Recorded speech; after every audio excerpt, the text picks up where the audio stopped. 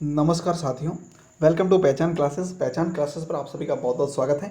देखिए मित्रों, आज हम बात करने वाले हैं इंग्लिश की टेस्ट सीरीज़ नंबर 9 के बारे में। काफ़ी इंपॉर्टेंट रहने वाला है ये वीडियो, तो पूरा वीडियो जो है आप लास्ट तक जरूर देखना, ठीक है ना। और अगर आप चैनल पर नए हैं तो चैनल को सब्सक्राइब भी जरूर कर लीजिएगा, ठीक है। चलिए, तो वीडियो के डिस्क्रिप्शन में पीडीएफ का लिंक दे रखा है टेलीग्राम चैनल का, तो आप उसे ज्वाइन कर लो, वहाँ से आप इस टेस्ट सीरीज़ की पीडीएफ प्राप्त कर सकते हो, ठीक है। तो देखिए, अब होगी इंग्लिश वोकेबलरी आसान, क्योंकि हम जो है आपके लिए लेकर आए हैं इंग्लिश टेस्ट सीरीज़ नंबर 9, ठीक है। तो रोज़ रात को 9 बजे हमारे इस चैनल पर जो है ना, आपके अपने चैनल पर डेली लाइव क्लास चलती है इंग्लिश की टेस्ट सीरीज़ की, जिसमें आज हम डिस्कस करने वाले हैं ईडियम्स के बारे में। किसके बारे में भाई?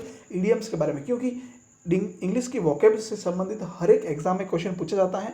तो कम से कम 10 क्वेश्चन जो है हम इस वीडियो में डिस्कस करेंगे, सिर्फ और सिर्फ 10 मिनट के अंदर। कितनी? सिर्फ और सिर्फ 10 मिनट के अंतर्गत जो है हम इस वीडियो में डिस्कस करेंगे 10 क्वेश्चन के बारे में। पर डे हम इसे ही डिस्कस करते हैं, तो आप भी जो है मेरे साथ बने रहिएगा और रोज़ 9 बजे डेली लाइव क्लास से जुड़िएगा और इस अपनी इंग्लिश को मजबूत कीजिएगा, ठीक है। तो चलिए शुरुआत करते हैं। देखिए, फर्स्ट क्वेश्चन क्या कह रहा है? Choose the correct meaning of the following idioms. अभी कह रहा है कि भाई जितने भी फॉलोइंग इडियम्स दे रखे उनको आपको करेक्ट मीनिंग जो है सामने लानी है, करेक्ट मीनिंग को जो है चूज करना है, ठीक है। तो चलिए सबसे पहले बात करते, क्या लिखा हुआ है? His habits reveal that blue blood is still flowing in this veins. अभी कह रहा है कि उसकी हैबिट्स हैं, किसी की मतलब कोई होगा व्यक्ति, उसकी हैबिट्स की बात की जा रही है कि उसकी हैबिट जो है रिवील करती है। क्या रिवील्स करती है? That blue blood in is still flowing in this veins, कि ऐसा कहा जाता है कि भाई उसका जो है ना हैबिट्स हैं वो रिवील करती है, मतलब इशारा करती है, बताती है। क्या बताती है? ब्लू ब्लड के बारे में। ब्लू ब्लड के बारे में कि उसका जो ब्लड है, मतलब कि उस व्यक्ति का संबंध जो है वो किससे है? कि भाई एक उच्च कुल से। किससे? उच्च कुल से है। तो ब्लू ब्लड का मीन्स क्या होता है? उच्च कुलीन। क्या होता है भाई? उच्च कुलीन। उच्च कुलीन व्यक्ति। ब्लू ब्लड का मतलब होता है उच्च कुलीन व्यक्ति, उच्च कुलीन व्यक्ति, ठीक है। तो ये चीज़ आप याद रखना कि ब्लू ब्लड मीन्स क्या होता है? उच्च कुलीन व्यक्ति। तो ये बता रहा है कि his habits reveal that blue blood is still flowing in this veins. उसके अंतर्गत जो है ब्लू ब्लड है, यानी कि उच्च कुलीन ब्लड है उसके अंतर्गत, यूँ समझ लो आप, या फिर उच्च कुलीन व्यक्ति है। तो ब्लू ब्लड का मीन्स होता है उच्च कुलीन व्यक्ति। तो क्या आंसर रहेगा इसके लिए? करेक्ट आंसर देखिए, ऑप्शन है an aristocrat, an unrecognisable enemy, sad और डिसकंटेंटेड, या फिर टू लुक प्लेजर। तो इसका आंसर रहेगा, देखो, उच्च कुलीन व्यक्ति के लिए प्रयोग किया जाता है ब्लू ब्लड, और ब्लू ब्लड का मीन्स होता है इंग्लिश में एन एरिस्टोक्रेट। क्या होता है? An aristocrat. तो ए ऑप्शन इसका हमारा बिल्कुल ही करेक्ट रह जाएगा, ठीक है। चलिए आगे देखिए, क्वेश्चन नंबर सेकंड कह रहा है कि Manohar proved to be a snake in the grass. कि मनोहर जो है खुद को प्रूव कर चुका है। कैसा? मतलब कि स्नैक इन द ग्रेस, की जो है वह स्नैक इन द ग्रेस है। कौन? मनोज जो है वो एक मनोहर जो है वो स्नैक इन द ग्रेस है। तो मतलब क्या होता है? स्नैक इन द ग्रेस का मतलब होता है भाई आस्तीन का सांप। क्या होता है? आस्तीन का सांप, ठीक है, याद रखना, आस्तीन का सांप। तो आस्तीन का सांप का मतलब क्या करते हैं? आस्तीन का सांप होना है मतलब कि धोखा देने वाला, यूँ समझ लो आप। साथ में रहकर जो है दगा करने वाला, आस्तीन का सांप कह सकते हैं। तो इसके लिए क्या वर्ड रहेगा इंग्लिश के अंतर्गत? देखो ध्यान से, इसका आंसर जो है वह रहेगा an unrecognisable enemy. An unrecognisable enemy, यूँ समझ लो आप, ठीक है। तो सी ऑप्शन इसका बिल्कुल करेक्ट रहेगा। तो एन अनरिकॉग्नेबल एनिमी, जिसका मतलब सोच भी नहीं सकते कि ये जो है ऐसा हो सकता है, फिर उसी को कहा जाता है कि अ स्नैक इन अ ग्रेस, ठीक है। चलो आगे बढ़ते हैं। नेक्स्ट है Anil looked blue as he had fed. देखो ऐसा लग रहा है कि अनिल जो है लुक्ड ब्लू, अनिल जो है ब्लू जो है दिख रहा है, क्योंकि ही हैड फेड, वह जो है कहीं पर फेड हो गया है, इसीलिए जो है वो लुकिंग ब्लू, अनिल जो है ब्लू दिख रहा है। तो इसका मतलब क्या होता है कि लुक्ड ब्लू मीन्स क्या होता है? लुक्ड ब्लू मीन्स क्या होता है? इसको ये एक प्रकार से इडियम्स है। टू लुक ब्लू, इसका मतलब होता है कि उदास या असंतुष्ट। क्या होता है? उदास या असंतुष्ट। उदास या अपन कह सकते हैं इसको असंतुष्ट। क्या कह सकते हैं भाई? असंतुष्ट, ठीक है, असंतुष्ट। तो क्या आंसर रहेगा? करेक्ट आंसर क्या रहेगा? सैड और डिसकंटेंटेड, या यूजलेस इंटरप्राइज, या be active during the day, या टू ऑफ। तो इसका करेक्ट आंसर रहेगा भाई कि लुक्ड ब्लू का मतलब होता है उदास रहना, या फिर अपन कह सकते हैं असंतुष्ट रहना। तो इसका आंसर क्या रहेगा? सैड या फिर डिसकंटेंटेड, सैड या डिसकंटेंटेड। तो ए ऑप्शन इसका हमारा बिल्कुल करेक्ट हो जाएगा, ठीक है। चलिए आगे बढ़ते हैं। नेक्स्ट क्वेश्चन नंबर 4 है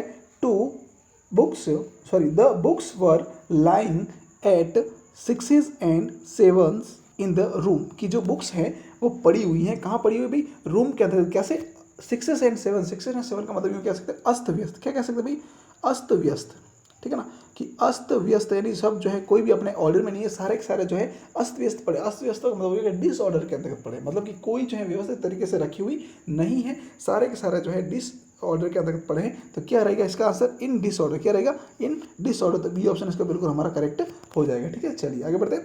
नेक्स्ट क्वेश्चन क्या कह रहे थे, यहाँ से देखना। चलो अगला प्रश्न देखिए, लिखा हुआ है अगला प्रश्न आपके सामने, Kashmir is the Apple of Discord. क्या कह रहा है, कश्मीर जो है वो is a Apple of Discord है, किसके बीच में, बिटवीन इंडिया एंड पाकिस्तान, कि कश्मीर जो है वो एप्पल ऑफ डिस्कॉर्ड है, किसमें, इंडिया एंड पाकिस्तान के बीच में। तो क्या सही आंसर रहेगा इसका, ऑप्शन देखिएगा, became angry to decide finally cause of quarrel या कॉज ऑफ हैप्पीनेस। देखो सिंपल सा आंसर है कि कश्मीर, यानी कश्मीर जो है वो क्या है, एप्पल ऑफ डिस्कॉर्ड है, यानी कि कारण बना हुआ है, किसका कारण बना हुआ है, झगड़े का कारण बना हुआ है, किसके बीच में, इंडिया एंड पाकिस्तान के बीच में। तो इसका मतलब क्या होता है, सिंपल सी, झगड़े का कारण या फिर समस्या का कारण, ये भी कह सकते हैं अपन इसको, ठीक है ना। तो Kashmir is the Apple of Discord between India and Pakistan. तो सिंपल सा मतलब क्या, झगड़े की जड़ या झगड़े का कारण भी कह सकते हैं, इसको क्या कह सकते हैं,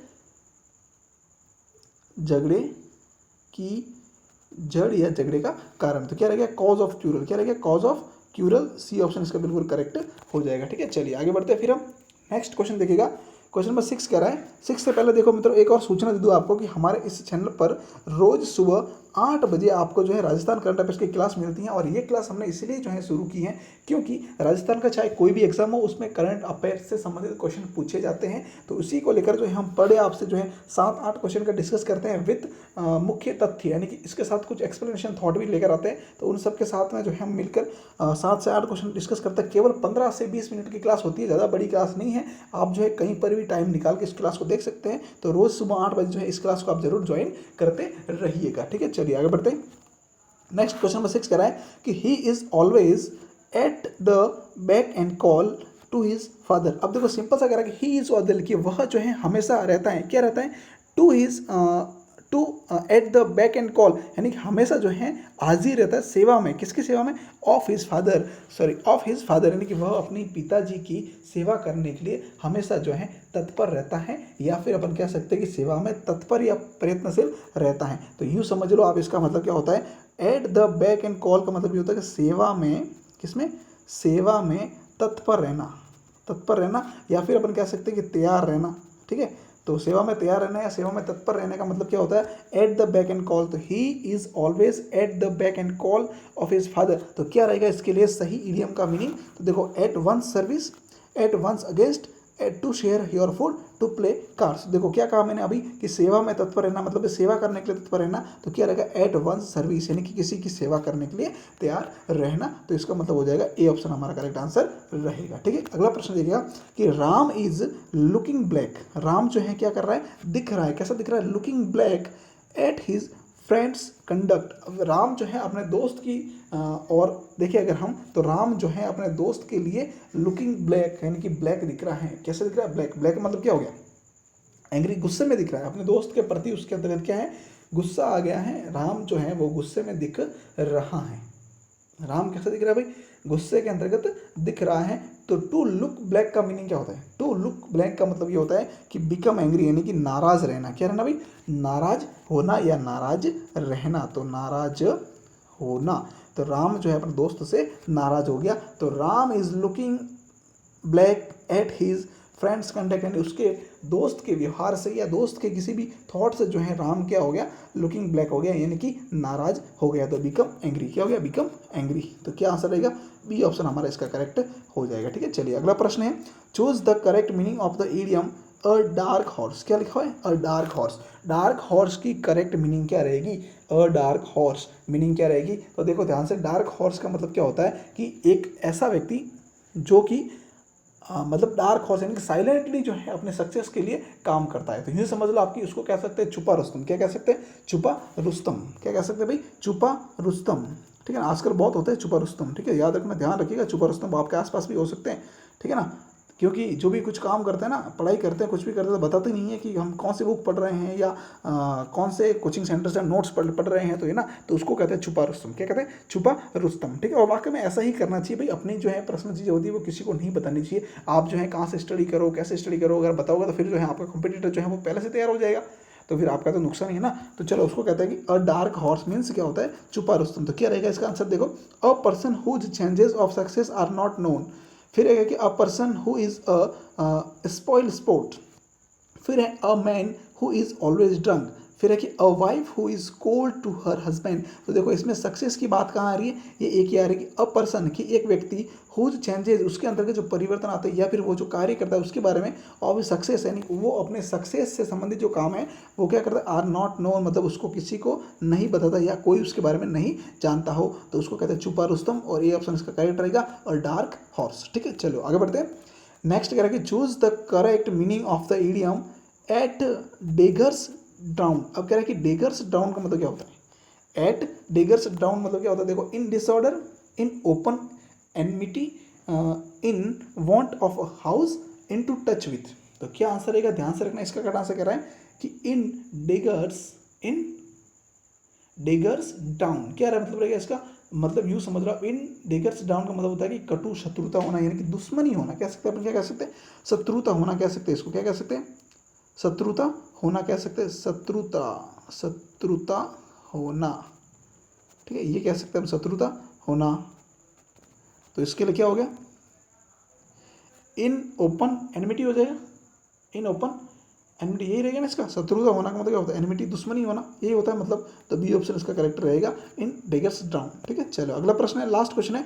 choose the correct meaning of the idiom to burn one's boat. अब कह रहा है कि to burn one's boat meaning क्या होता है?